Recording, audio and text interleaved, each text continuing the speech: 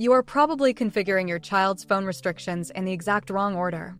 Doing it backwards quietly fuels daily power struggles and makes your kid feel like a prisoner instead of a partner. Most parenting guides tell you to lock everything down first, but that actually triggers the rebellion you are trying to prevent. By the end of this, you will have a fully configured digital safety system running smoothly, and your kids won't even feel policed. When you first open the app, the biggest mistake parents make is immediately trying to add their child's device. You see that big, tempting button to pair a phone and you click it. But stop right there.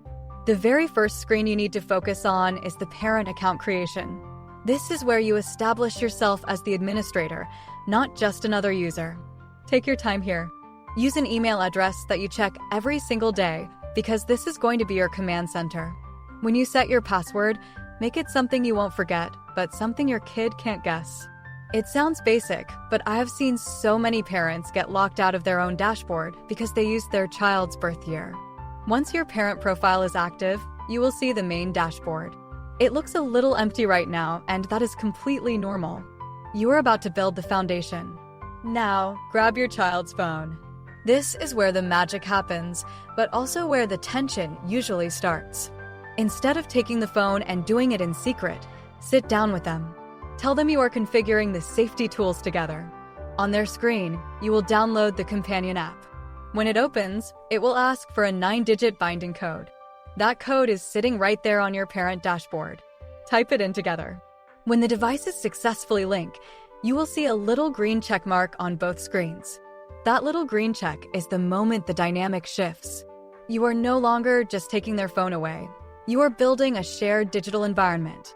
If walking through these configuration screens together is making you feel a bit more in control, subscribing is the easiest way to keep these practical digital parenting ideas coming because the digital world changes fast and you don't want to be caught off guard. Now let's look at the screen time configuration screen. This is the one that causes the most arguments if you do it wrong. The default setting on almost every parental control app is to just set a hard daily limit, like 2 hours a day. Do not do that. A hard limit turns the phone into a countdown clock, and your kid will spend the last 10 minutes bargaining with you for 5 more minutes. Instead, look for the Schedule tab. You want to set specific time blocks. Create a school hours block where the phone is locked. Create a homework block where only educational apps are allowed. Then, set a hard stop for bedtime. When you configure it this way, the phone just goes to sleep. There is no countdown, no bargaining, and no argument. The screen just turns off because it is bedtime. You remove yourself from the equation, and the system handles the boundary. But there was one real problem with just scheduling the device. You still need to manage what they can actually do when the phone is awake. That brings us to the app management screen.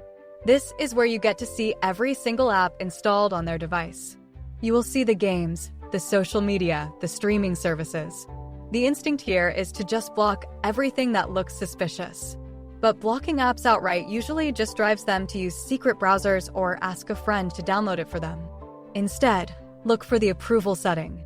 When you toggle this on, your child can request to download a new app, and it sends a notification straight to your dashboard. Picture this. Your 10-year-old wants to download a new multiplayer game. Instead of just saying no and starting a fight, they hit the request button. You get a ping on your phone. You can look at the app's rating, read a quick review, and then approve it with a condition. You can set a time limit just for that specific game. Think about the sheer volume of apps out there. Some look innocent, but have in-app purchases that can drain your bank account in seconds. By using the approval feature, you also get to check the monetization model before they download it. You turn a potential power struggle into a teaching moment about digital responsibility. They learn that downloading things requires permission, and you get to vet the content without hovering over their shoulder. If you are looking at these app blocking screens and feeling a little overwhelmed by the pushback you might get when you start enforcing these new boundaries, I have something that will really help. I put together a free sample chapter of my Parenting in the Digital Age guide, and it is linked right below in the description. It walks you through exactly how to talk to your kids about these rules so they actually cooperate instead of rebelling. It takes the guesswork out of the conversation, so grab that free chapter from the link below whenever you are ready. Now, let's move to the web filtering screen. This is crucial because even if you control the apps, the mobile browser is a wild west. On this screen, you will see categories like adult content, gambling, and malware. Make sure all of those are strictly blocked. But here is the part most parents miss. Look for the custom blacklist and whitelist features. If there is a specific educational website you want them to use for school, add it to the whitelist so it is always accessible. If there is a specific gaming forum that is full of toxic comments, add that exact URL to the blacklist. Customizing these lists means the filter actually fits your family's specific needs, rather than just applying a generic block that accidentally stops them from doing their homework. Now here is where it gets interesting. We have covered screen time, apps, and web filtering, but we haven't talked about where they actually are. Open the location tracking screen. This is not about spying on your kids. It is about peace of mind for you and safety for them. When you first open this map, it will ask for location permissions. Make sure you allow background location, otherwise, it will only update when the app is actively open on their screen, which defeats the purpose. Once the map is live, look for the geofencing feature. This is an absolute game changer. You can draw a virtual circle around your house, their school, or their grandma's house. When you are drawing those virtual circles on the map, make sure you make them just a little bit larger than the actual building. GPS can drift by 50 or 100 feet, and you do not want to get a false alert every time they step out to the sidewalk.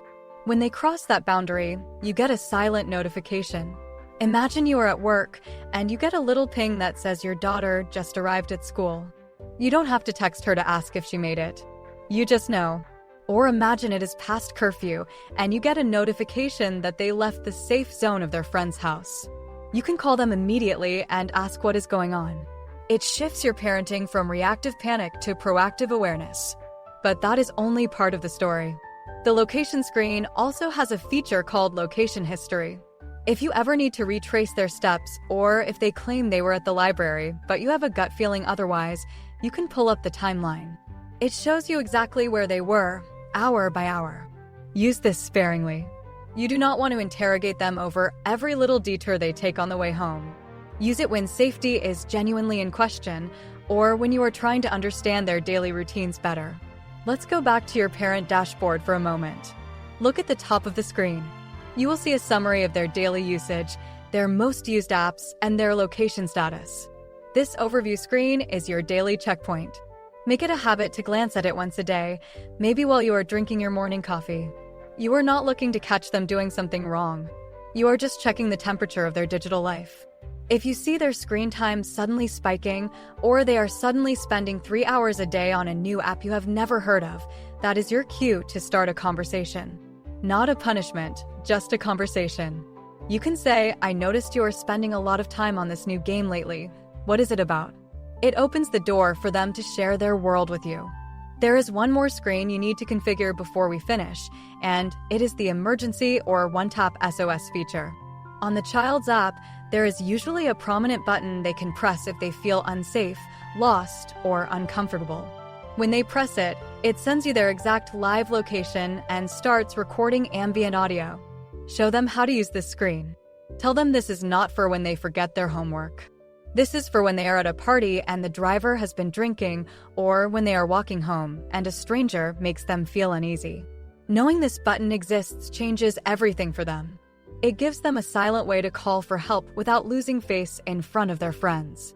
As you review all these screens, remember that the goal is not to build a digital prison. The goal is to build a digital playground with a fence around it. When they are little, the fence is tight and we control almost everything. But as they grow, we gradually expand the fence. We give them more app freedom, we extend the screen time limits, we let them navigate a little further from the safe zones. The configuration you just completed is the starting line, not the finish line. What is the one screen time rule that actually works in your home? Let me know in the comments, because I read every single one and I am always looking for new strategies that real families are using. Configuring these tools is just the mechanical part. The real work happens in the conversations you have when the screens are off. When your child knows that these boundaries exist to protect them, not to control them, the dynamic in your home completely changes. They stop fighting the rules and start respecting them. You stop feeling like the bad guy and start feeling like the guide they actually need. Take a deep breath, look at the green check marks on your dashboard, and know that you have just taken a massive step toward reclaiming your family's peace. You have got this.